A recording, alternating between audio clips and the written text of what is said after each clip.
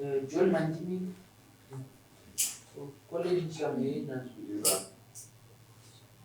Pamela videos, and a bit. I'm sorry, Mom. I'm sorry, Dad. The running and the Mangarana, John Mantinica. Ano, Pote Prema. As Mangara calling Shaminandra, Pamuchete, na família videos ata. Ili now ye infidelity. Msamaye wa John Mantinica anafuye.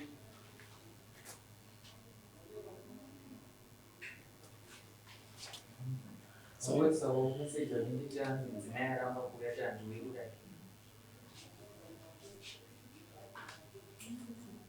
Uzme akundikana kuyeni make. Aram. Na message of coach pakete sasa muna akatotuka kupikia akatosoma report hata nditumbi. Hakuna kwa nini.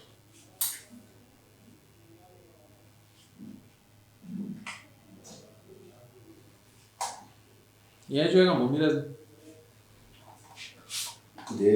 Kudana kwa Pamela na Kore.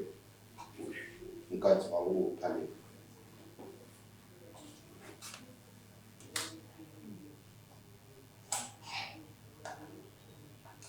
I think you know to what is the warrant of arrest. Because you took an IAC point it's an out teens. You got a if pote papi. Pote Prema. Primary school. Within the school yard.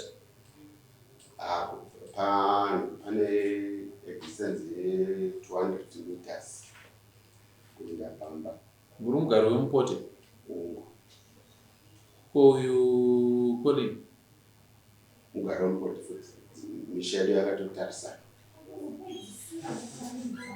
Sabugani. Sabotage.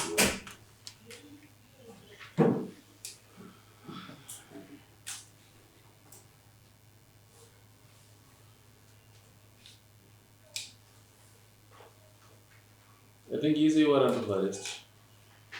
Because tikaendera mberi iye wacha asipo papanonetsa. Rikaiti se warrant of arrest tosangana musi wa21 March. Just kuziva ndechekuti tsunge saka mutombo wekuti abude Machinamhora. Musi wa21 achakaregera kuuya kudare tinoenderera mberi tichitonga nyaya iasipo.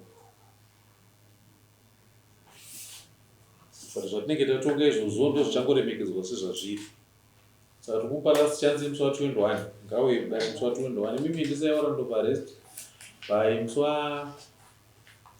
wa16 warrant of arrest ngarendi.